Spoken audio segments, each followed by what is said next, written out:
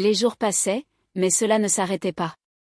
Le souvenir de la question d'Ethan me suivait comme une ombre, s'insinuant dans les silences de mes journées, quand je pliais le linge, quand je remuais les pâtes, quand j'écoutais le murmure lointain de la voix de mon mari dans la pièce voisine, parlant davantage à ses clients qu'à moi. Je me disais que ce n'était que de la curiosité, un trouble passager de la quarantaine. Je me disais que ce n'était qu'un garçon. Mais chaque fois que je fermais les yeux, ce n'était pas un garçon que je voyais. C'était un homme. La façon dont il me regardait, comme s'il voyait quelque chose que je ne montrais même plus à moi-même. C'est un jeudi que c'est arrivé de nouveau. J'étais passé au centre communautaire, un événement caritatif pour lequel je m'étais porté volontaire des mois auparavant, à une époque où j'étais désespéré de briser la monotonie.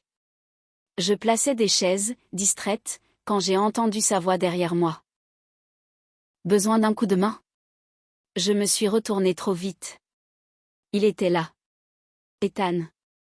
Un t-shirt noir moulant les lignes de ses épaules, un jean tombant bas sur ses hanches. Il détonnait parmi les retraités et les décorations pastel. Tu t'es porté volontaire pour ça, ai-je demandé, un peu essoufflé. Il a souri. Pas exactement. Ton fils m'a demandé de le remplacer. Il a eu un empêchement. Évidemment. Il avait toujours un empêchement. Nous avons travaillé côte à côte en silence pendant un moment. Trop conscient. Trop proche.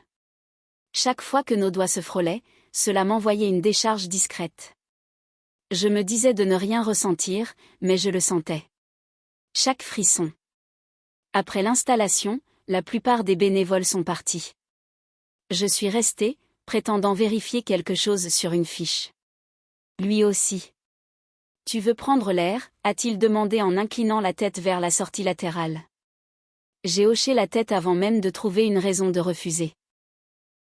Dehors, le soleil déclinait lentement, dorant tout sur son passage. La rue était calme, immobile. Il s'est adossé au mur de briques, les bras croisés, me regardant encore de cette manière, comme s'il essayait de résoudre une énigme que je ne savais même pas poser.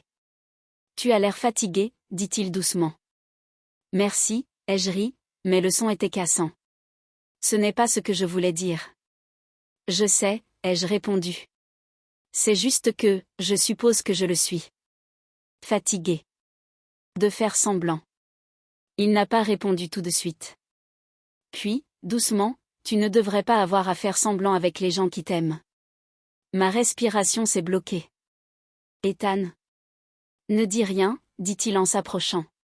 Ne cherche pas à justifier. Je sais ce que c'est. Je ne suis pas idiot. Et je ne pense pas que tu le sois non plus. J'ai ouvert la bouche, mais aucun mot n'est sorti. La distance entre nous semblait soudain minuscule. Dangereuse. Sa main s'est levée, replaçant une mèche de cheveux derrière ma joue. Si je vas.